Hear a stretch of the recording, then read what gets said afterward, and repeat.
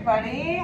So we're gonna do some colored clays today. Yes, I'm wearing a weirdo microphone because I have the industrial strength like air fan sucker router thing going, and I want to make sure that you can actually hear me through my mask because we're gonna do colored clays. And even if we're not normally wearing masks, like if it's past COVID when you watch this, you still want to wear a mask while doing this because you don't really want to breathe in the mason stains. They're, you know, supposed to be inert, but like, who wants to breathe all that in? Nobody. So we're not gonna. So I've already kind of prepped my clay. So you can see, like, I took my 500 grams of clay, I chunked it into little balls and just kind of like quickly made the most hideous pinch pot in the universe. I don't want to take a lot of time with that because I don't want the clay to dry out because we're going to be adding dry soap to this, and so you don't want it to start out already dry. So I'm just making an ugly cup basically, and I did that with all 500 grams. I'm going to leave one off to the side. That's going to be kind of my little cap for this whole thing. And I am working on plastic. Now I've already been using this area a bunch, and I actually have like an old clay bag underneath this because I kept popping a hole in here and I don't want to stain the table. It's not going to ultimately stain your hands, but it could stain the table, so you want to make sure they're kind of prepped and ready to go. So if you don't have this kind of plastic, you could just do it on a non-porous surface and it'll work the same way. So I've got 500 grams of clay, and then I did 8% of the colorant, which is 40 grams of my mason stain. That usually gives a pretty decent color. So what I'm gonna do now, each mason stain like weighs a different amount. Like 40 grams in this purple is only this much, but 40 grams in the green that we have is like almost a full cup. So depending on which color you're doing, you may have more or less clay or mason stain to incorporate.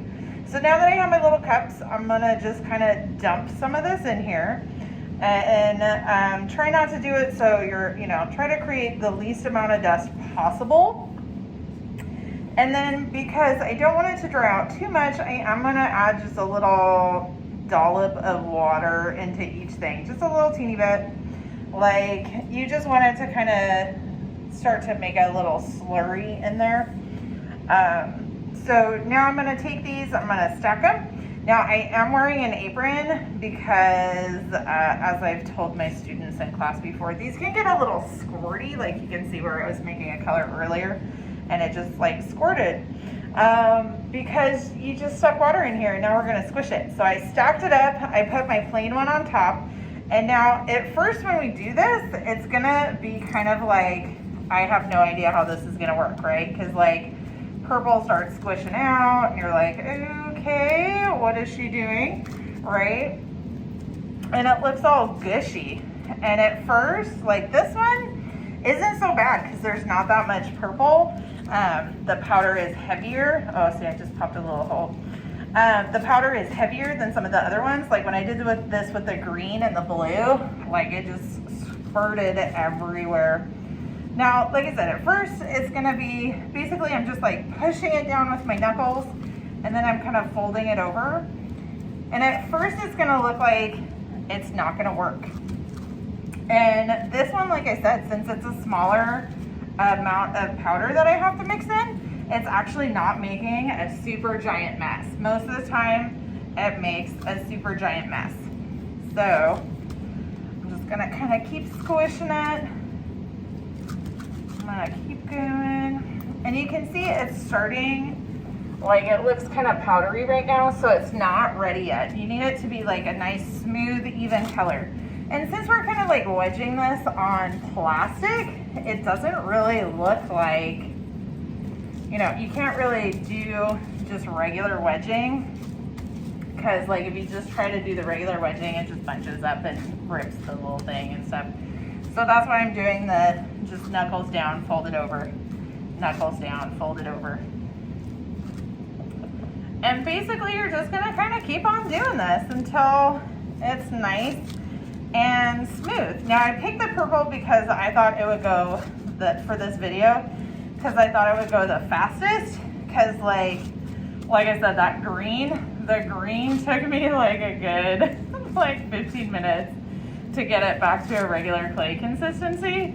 And it was like hecka squirty, and there was just like stuff everywhere, and it was kind of crazy. So I was like, yeah, I'll do the purple, and it'll go quicker. And it is going quicker, and it's not making my hands quite as like crazy. So when I was doing the other clays, like it was making way more of a mess on the table, and it was making way more of a mess on my hand. And one thing that I kind of discovered is actually like, if you, when it starts to get a little bit more normal, you can actually wedge it off of your hand. So like you can get a lot of this stuff to stick to the clay, so it comes off your hands. Now if your hands are still really sticky and the clay is like super sticky, then that won't work. But if it's starting to feel like regular clay again, then it should be fine. So now that it's not, like it's starting to get more smooth, right? Like the color's getting a little bit more even. There's only a little bit of speckling in there, kind of a little marbling. So now I'm just kind of working it in my hands. We don't want to do this directly onto the table or on the wedging table, just because we don't want to transfer this color onto our regular clay. Because like colored clays are amazing, but we want to have a wide variety of clays, not just, you know, this color. All right, so like I said, this one, super crazy fast, because it's basically done. The rest of them, oh my God, giant mess. But as you do it, like at first it looks like it's not gonna work. And then as you keep going, once it starts feeling more like regular clay, then you can kind of push it over all the messy parts, and then keep squishing, and it'll pick up all the extra clay. So this one right here, so this is pretty even. So this is pretty good.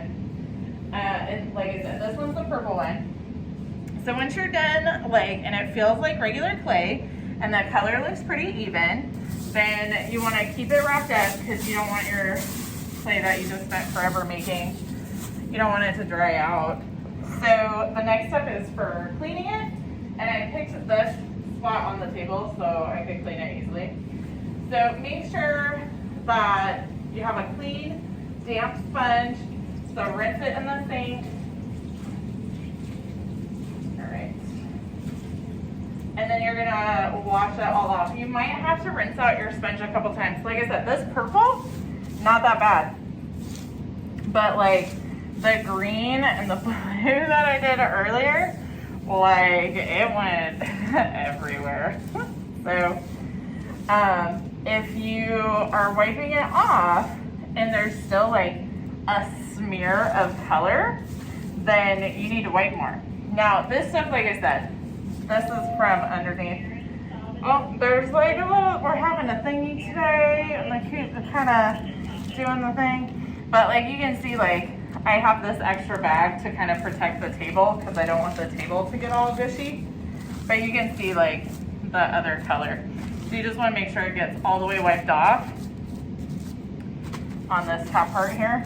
And then if any did get underneath, make sure you wipe it off the table right away, because we don't want it to stain. And then make sure you rinse this out. Oh, see, I just left a green smear.